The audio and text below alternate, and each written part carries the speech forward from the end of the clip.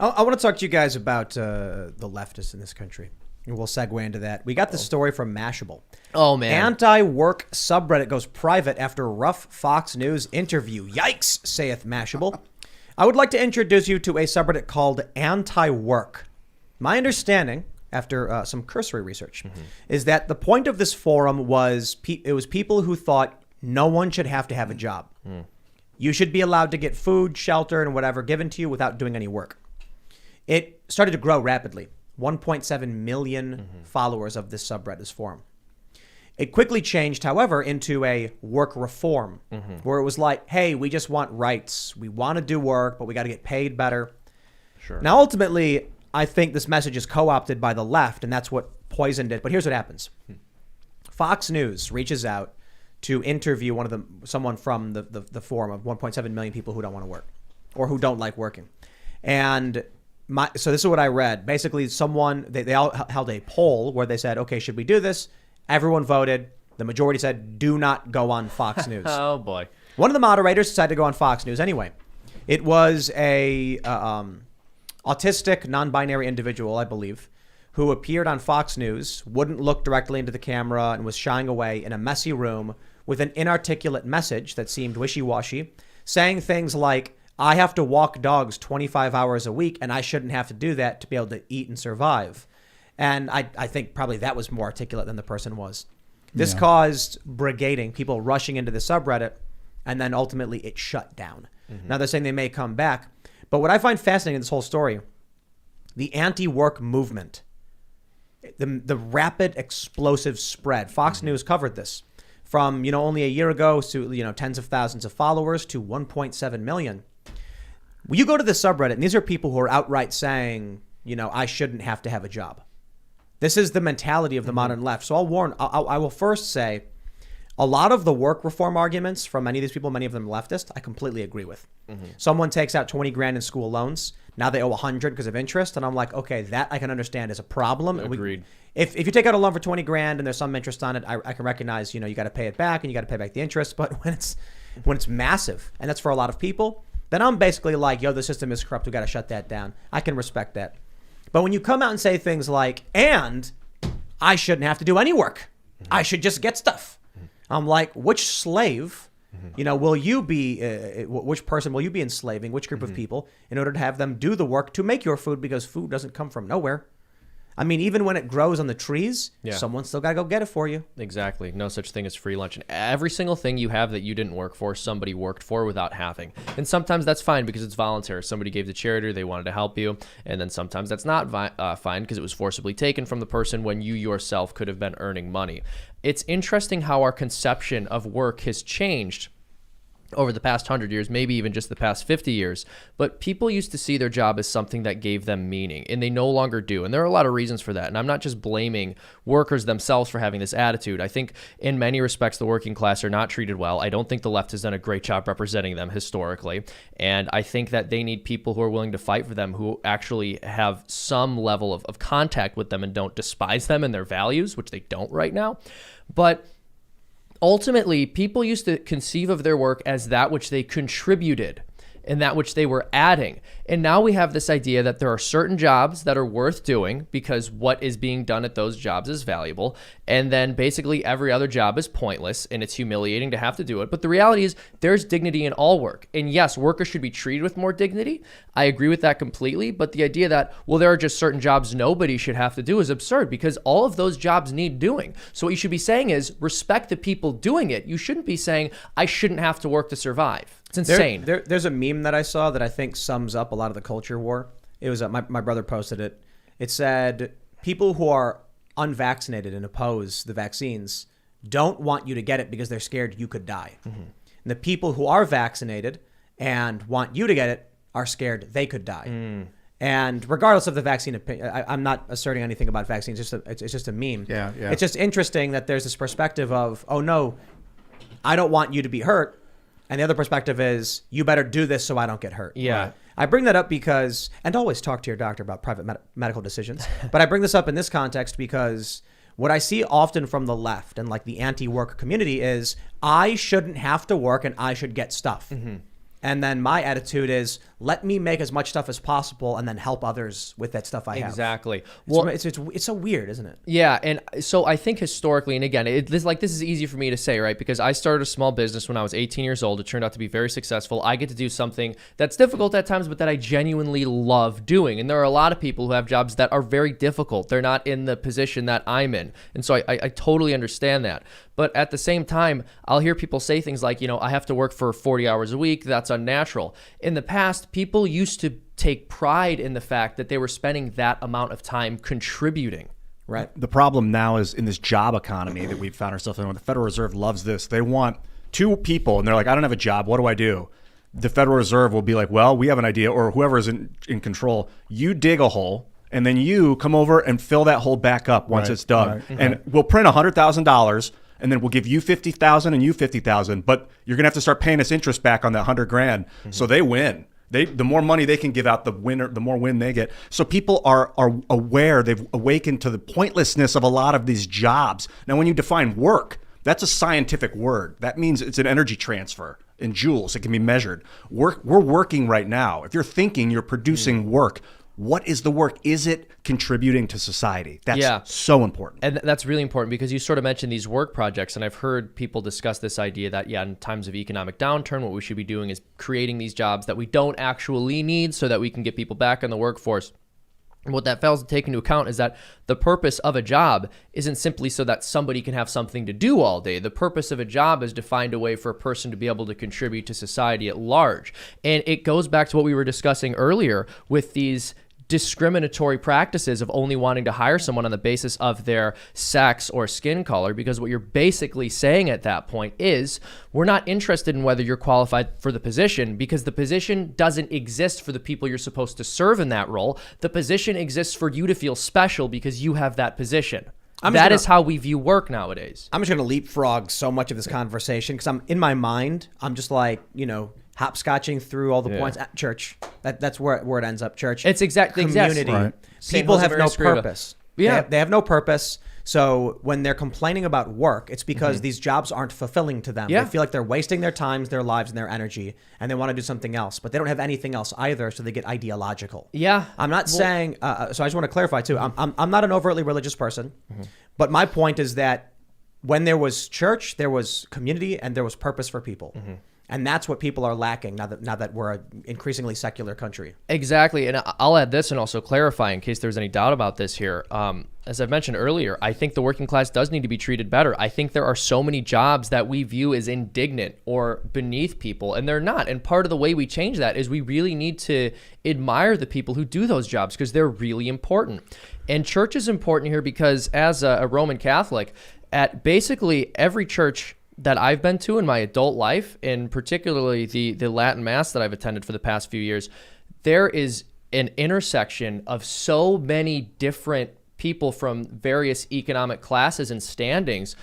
And I don't think people have that anymore because they don't have religion. When I think about the friends that I've made through my church and my primary friend group, basically all from different income brackets. I can't think of any other social organization I'm a part of where that's the case. Public school. But part of why I think that's really helpful is because it does put you in touch with, like, I'm not only, if I wasn't going to that church, if that wasn't my faith community there, I might only be in touch with other people working in artistic fields or doing politics on the internet. But instead, I'm in touch with people who are plumbers or, painters, artists of a different variety, or work for a union. We should create an award ceremony for trade jobs. So that we can highlight, I'm half kidding, but we as a society, we sports athletes, celebrities, they get all of the attention we have to give. And then the people who are actually making this country work don't get any of it. And I think there's a spiritual component. You're right to say that. But I also think there's this elitism as well, that work is beneath me. Yes. That I shouldn't have to do this. And one of the arguments that's always bothered me about immigration and legal immigration is like, they do the jobs that Americans won't do. I'm like, well, first of all, there's virtually no industry where immigrants are the majority. And so Americans are doing these jobs, and they're not beneath anybody to do. In fact, many of our parents and grandparents did jobs like this as well, and it wasn't beneath them. And they recognized that the work and the money they earned from that help help help provide for their families, which was the most important thing in the world. So they're elitists. They're torn from the world, from the community, as you talk about spiritually. And there's this leftist contempt generally for the concept of work. You go to the anti-work subreddit, what do you see? Their related subreddits are socialist, communist, anarchist, leftist, anarchist. You look at the related subreddits, work reform. The communist fist is their symbol. It's remarkable, this ideology that infects these forums, when the issue is more to do with what you can contribute, just doing hard work, rolling up your sleeves. It's not about anybody else. It's not about a grand ideology. It's not about someone ripping you off. It's about you valuing your life, your time, your energy, and what you do. But all of them just get infected by leftist ideology. Then in comes the cultural leftist ideology, and then they implode on themselves. Yeah. Well, and this idea that there are jobs that Americans are unwilling to do. I mean, this is a country where we have, abortionists, pornographers, prostitutes. The idea that there are just these jobs that are so far beneath the dignity of Americans and what they're willing to accept is ridiculous. It is the case that there are certain wages an American will not work for, and that is why they want to import people to do those jobs. Here's the big problem with the leftist ideology in these subreddits is that they're doing nothing to stop the mass wave of illegal immigration. That's right. And so they're wondering why it is. You bring up there's wages they won't work for. Well, when you bring in, where we had 2 million people entering this country without any sense of where they would go and of how they will survive, all of a sudden now these college kids who are looking for entry-level positions, you're not going to get out of college and go work for a firm. You're going to get out of college and go work for a Starbucks something while you try to figure things out, maybe find an internship. But you're not going to be able to do that either. Because now all of a sudden you're walking up and you're seeing a huge line of people who want work. So all of these entry-level positions, they say the minimum wage should be $15 an hour. It would be if the supply of low-skill labor was reduced. Right. Well, the unions used to be opposed to mass immigration. If there were honest, if there were well-run unions who were creative, they'd be saying, okay, well, if we're going to have a government program that depresses wages, meaning mass immigration, well, we have to make up for that with as you point out, with an increase in the minimum wage. So big corporations, you can get your immigrants, but we get on our side, because we're subsidizing your labor costs with a government program, we get to ensure that our employees and union members get increased wages. It's a major issue. What if you raise the minimum wage only for large corporations? They don't care. They wouldn't care. It's a rounding error. But what would happen is they couldn't hire as many people, but more people would be benefiting from working there, but they would still limit their ability to hire mass. They would just increase the prices, and it would have the same effect on the local economy. But then people wouldn't buy their stuff because their prices would go up. That's not even that's maybe partially. Or they'd true. hire less people to save the money. But what they would do is the business couldn't grow. No, Ian. Here's what would happen. If you went to Starbucks and said, and they do increase minimum wage based on company size as well in a lot of places, like if you have 50 or more employees or 150. But here's what happens. Starbucks, let's not say Starbucks. Let's say S-Bucks. Just a word I made up. Yeah. Seattle Bucks Cafe will find a location where there's a mom and pop cafe. They'll open up next door and purposefully lose money with ridiculously low prices. You know why? Because a regular person is going to walk up and they're going to see mom and pop shop $5 Frappuccino, and they're going to look over at Starbucks, $4 Frappuccino. Starbucks loses $1 on every sale, but they're strangling the small business who doesn't have the coffers to fight back. So if you came out and said, okay, then we should raise the minimum wage on these these bigger companies, Walmart's going to sit back with the cigar in their mouth and be like, oh, we can sink all of them. We're going to drop our prices because we have billions upon billions in profits. We're going to take a 20% loss on that store, and we'll pay your minimum wage. And then once we eliminate all the local shops, local bakery's gone, local butcher shop is gone, local clothing store is gone, then we're going to crank the prices way up to accommodate those losses, and you can't do anything about it. There's nowhere to go. Inflated wages and reduce the cost of their sales. You think that's a big risk for a large corp? That's a big risk. No, it isn't. I think it Bro, is. in San Francisco, Starbucks is across the street from Starbucks. I'm not even kidding. Have you guys seen this? Yeah. All over the place. Yeah. There's literally a Starbucks and across the I street think there was a Starbucks. Starbucks inside of a Starbucks. No, that was an Onion article. No, that was an Onion article. It sounds true. It might happen. In Chicago, there was one intersection where there's on the southwest corner of Starbucks and the northeast corner of Starbucks. Mm-hmm. They don't make money doing that. They dominate and take over. Bro, these corporations make so much in profits with all of these locations that they can sacrifice one location to defeat you, the people, the working class. Oh, so you think they'll lower the prices at a specific location? That's what they do. So if, a local jurisdiction says our city is increasing the minimum wage, they'll say, okay, we will pay that. And then we're not going to raise prices. We're going to make sure our prices are low enough that anyone who could compete with us in an X mile radius is put out of business.